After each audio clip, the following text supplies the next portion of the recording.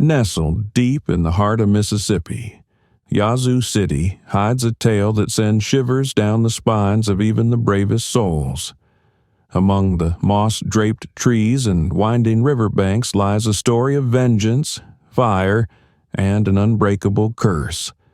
The legend of the Witch of Yazoo.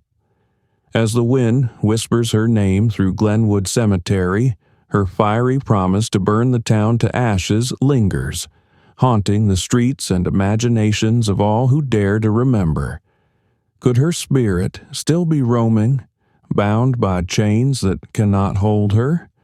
Or is her curse a shadowy echo of Yazoo City's darker past? Step closer, if you've the nerve, and uncover the truth behind Mississippi's most chilling legend. Howdy, y'all, and welcome to Kentucky Melody, where we dig up the past, marvel at the beauty of the present, and shine a light on the shadows that hold the mysteries of this land. Our podcast playlist, America's Scariest Stories, takes you deep into the heart of the creepiest legends and spookiest tales from all across this great country. From haunted hollers to cursed towns, we're here to share the stories that'll send a chill running down your spine. So pull up a chair, dim the lights, and settle in for some tales that'll have you sleeping with one eye open. Nestled deep in the heart of Yazoo County, Mississippi, lies Yazoo City, a place where history and folklore weave together tighter than a mountain quilt. This town's got a charm all its own, with the Yazoo River rolling lazily by and streets steeped in stories that stretch back generations. But none of them tales holds a candle to the one that still makes folks glance over their shoulder when the wind rustles through the trees, the story of the Witch of Yazoo. Her legend ain't just a ghost story. It's a shadow hanging over the town, darker than a storm cloud on a summer's day. Even now, her curse seems to whisper through the moss-draped branches in Glenwood Cemetery, sending shivers down the spine of anyone brave enough to tread too close. Back in the late 1800s, there was a peculiar old woman who kept to herself down by the Yazoo River. Her ramshackle shack tucked so deep in the swamp, it seemed like the land itself was trying to hide her. Folks in Yazoo City gave her a wide berth, their uneasy glances and hushed whispers born from the strange air that clung to her like the mist off the water. They said she dabbled in dark arts, black magic they called it, and lured unlucky fishermen to their doom. Some even claimed she tortured animals in her shadowy rituals, leaving behind a trail of horrors no one dared investigate too closely. She didn't come into town often, but when she did, her wild, untamed look stopped folks in their tracks. Her eyes, sharp and piercing as a hawk's, seemed to see straight through a body, leaving them feeling exposed and uneasy. Her tangled hair and tattered clothes only added to the unsettling picture. Children, being both curious and foolhardy, would dare each other to sneak near her swampy hideaway. They'd always come running back, pale as sheets and babbling about her cackling laughter or strange, ghostly lights dancing in the trees. As time went on, the rumors took root and grew like weeds. Folks weren't just wary of her, they were downright terrified. The whispers about her grew louder with every telling, until no one in Yazoo City doubted that the woman was a witch.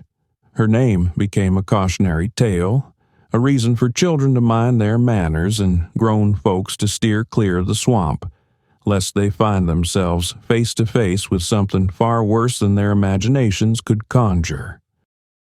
One fateful morning, the good folks of Yazoo City woke to find something mighty strange.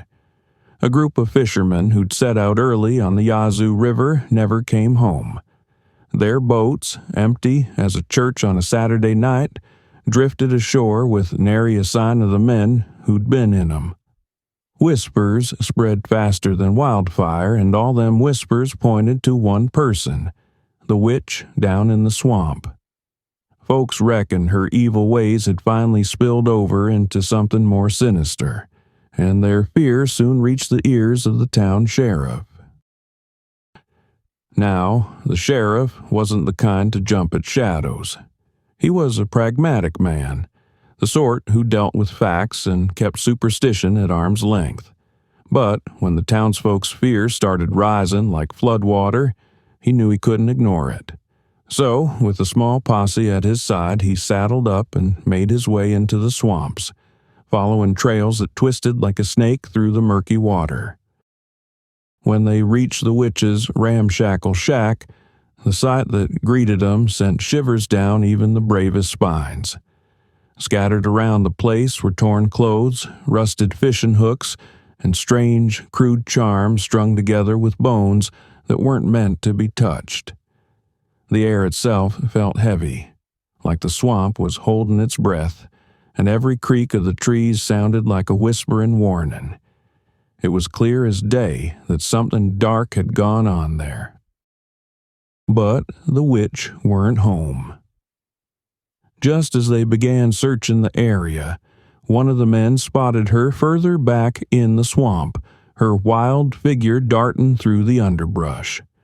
Without a second thought, the sheriff and his posse gave chase, their boots slogging through mud and water as they followed her deeper into the tangled wilderness.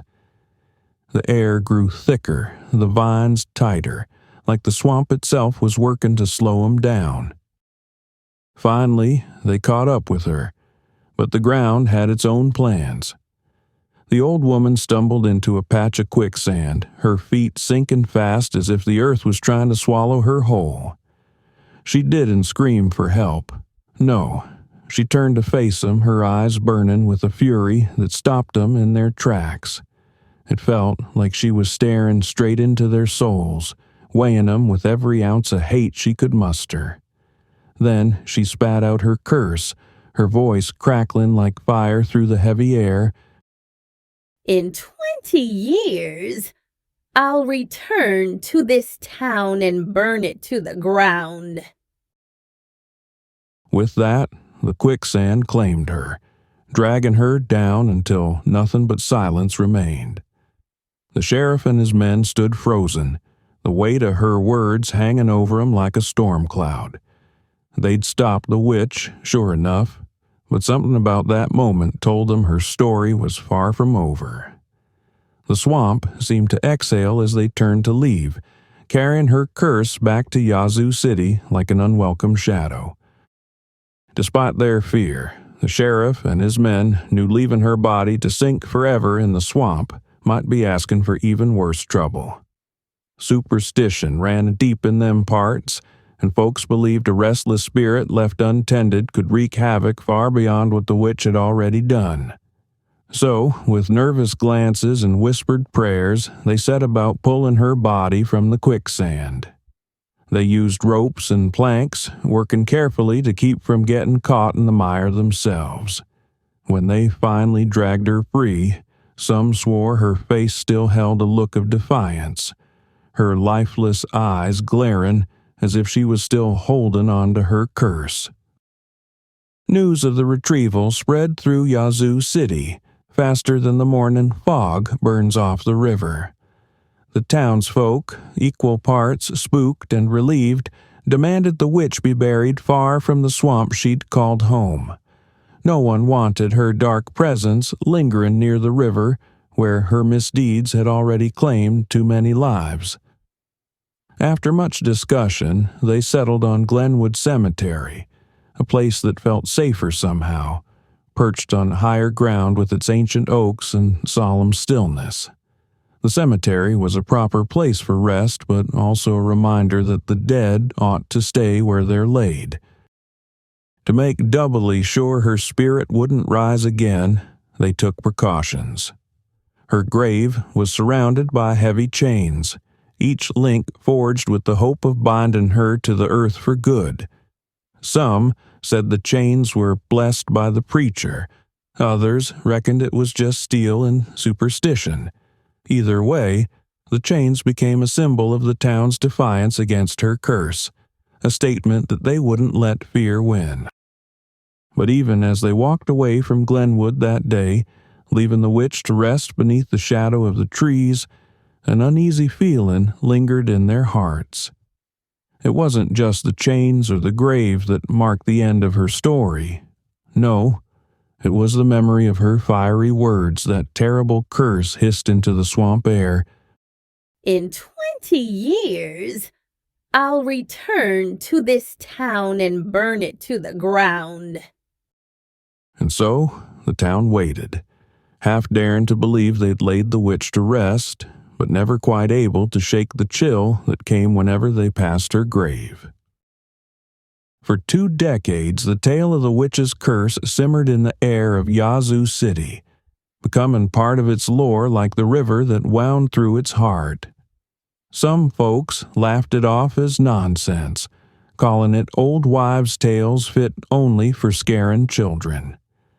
But others weren't so sure. There were those who couldn't shake the memory of her fiery words, her curse echoing in their minds like a drumbeat as the years ticked by.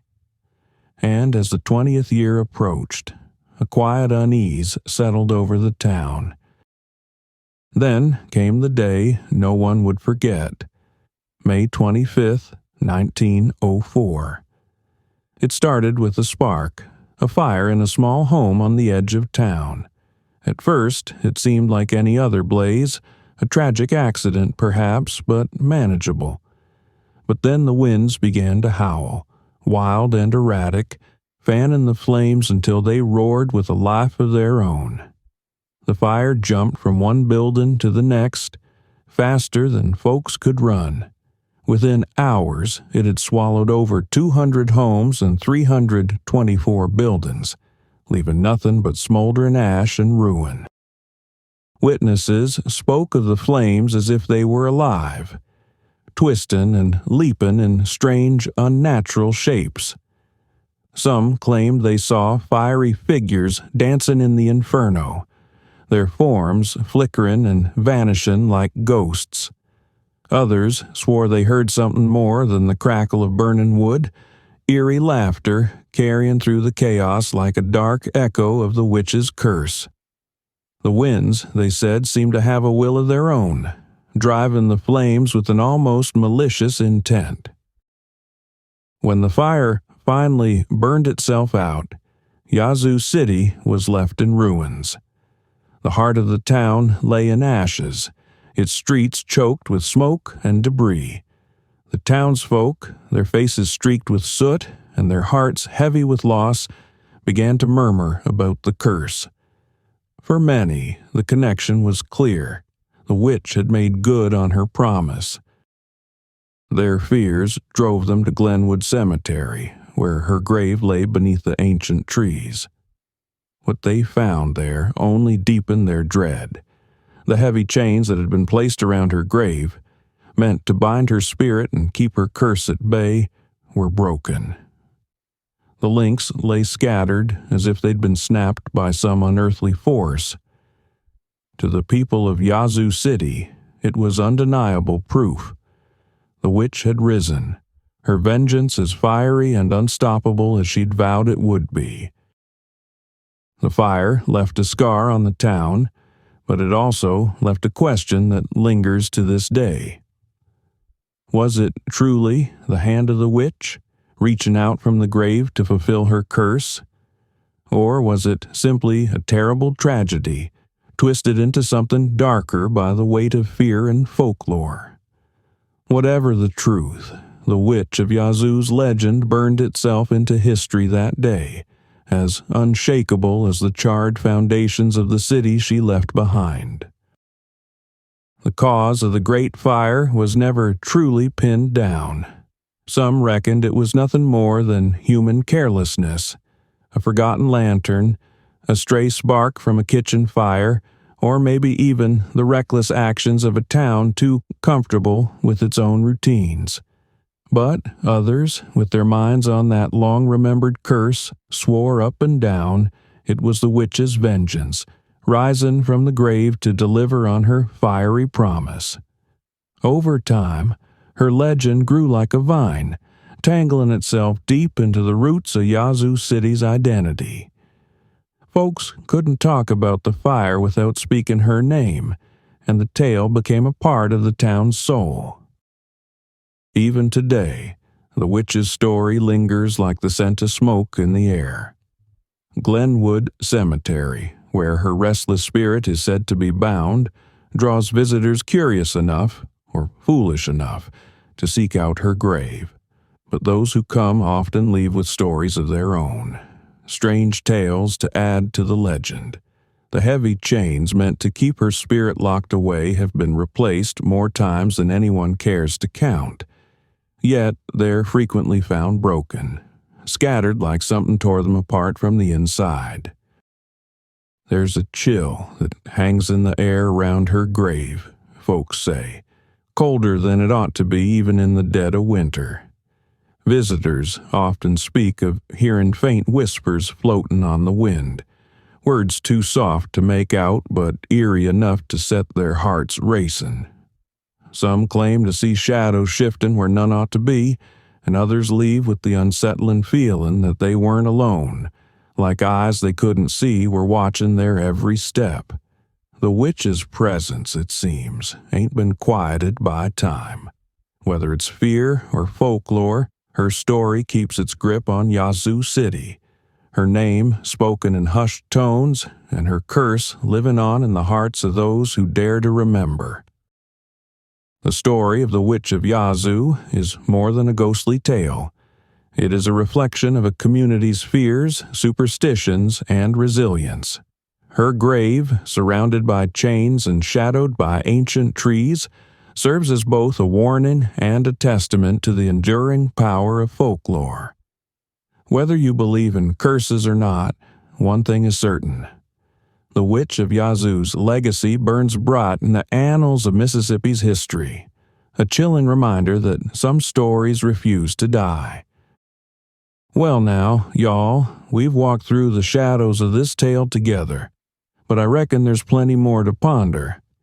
What do you think? Was it a curse that sealed Yazoo City's fate, or just a fire made bigger by fear and folklore? And what about the chains at Glenwood Cemetery?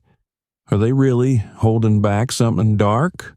Or are they just a symbol of the stories we keep alive in our hearts? Maybe you've even got your own eerie tale to share. Don't be shy. Drop it in the comments below. Thank y'all for joining us on this journey through America's scariest stories. If you liked what you heard, be sure to like, share, and subscribe to keep the chills coming. And don't forget to hit that notification bell so you don't miss our next spine-tingling adventure. Now, if you dare, come on back for our next tale. It might be another haunting legend, or maybe something even darker, waiting just beyond the veil. Until then, stay curious, stay brave, and don't wander off alone at night. You never know what might be watching from the shadows.